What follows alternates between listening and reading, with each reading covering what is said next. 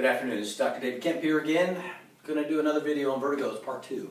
Alright, so what we're going to discuss is more the anatomy of vertigo. Alright, now we have inner ear canals, or these little vestibular canals in each ear. Right, we have a posterior canal, we have an anterior canal, we have a horizontal canal. Now, these canals have little hair cells inside of them and fluid, so that when the fluid comes across that hair cell, we get a sensation or a stimuli that shoots centrally and tells us where we are. It sends messages into our spine to stabilize us. So when I turn my head like this, I get a reflex on my eye to come back. I get information from my inner ear to shunt stabilizing muscles in my spine so that I don't fall over. Okay? So when those get, disturbed, then you're going to have vertiginous episodes that you can't really quantify. And then there's other aspects that you can get nausea, and you get visual disturbances, even vomiting, and bowel and bladder changes, okay, because they're really tied to the pontomedullary system or brainstem, which regulates your gut, okay. And the otoliths is the second part of the inner ear. The otoliths are these two little bony prominences inside your ear. You have what's called a saccule and a utricle. Now the saccule controls translation in the vertical plane, so like on a trampoline. The utricle is more in the horizontal plane, like you're in a vehicle, like in a car, or you're running.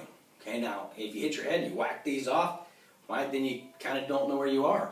The significance of this is these little bony prominences and your vestibular canals both synapse centrally into nucleus in your midbrain that share the same information. So if your head's turning or translated, your brain doesn't really know if that system's injured because both systems fire into the same nucleus.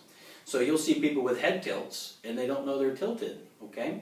The brain has the power to either adapt or fatigue, and the brain tries to survive, and to survive it's going to adapt. And this adaptation that you're going to see with head tilts and ocular changes, okay, until the brain can't adapt, and then you fatigue, and then you start spinning. So your head injury could have been when you were a kid, but your vertiginous episode doesn't come until you're an adult and you don't know why.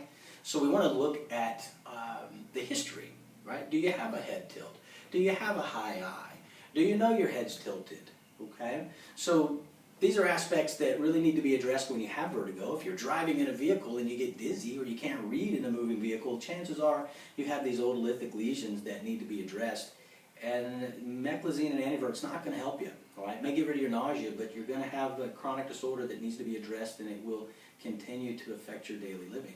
So if you have any of these symptoms, please get to someone who understands this complex mechanism of the inner ear. Okay? Usually it's a functional neurologist, so find you a functional neurologist, okay? Have a great day.